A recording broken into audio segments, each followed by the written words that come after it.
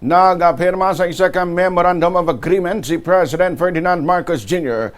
kaupo ng mga local government unit sa bugos nga pungsod nga may tinutuyo nga padasigo ng pagtukod sa mga bagong classrooms kagagud man nga masulba ng kakulang sang 145,000 classrooms sa pungsod.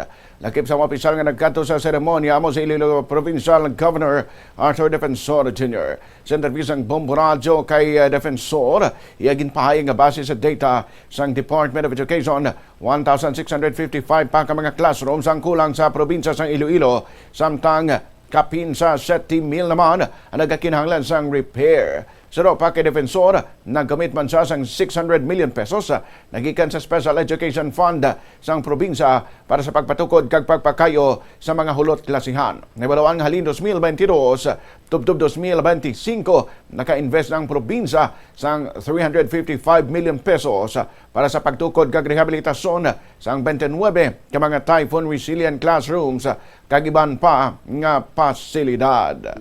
In broad terms, inside the MOA, that the LGUs will now implement national funds for the construction of this. Sila nung kita sa goods sa ating objectives, I think they will also take part. But that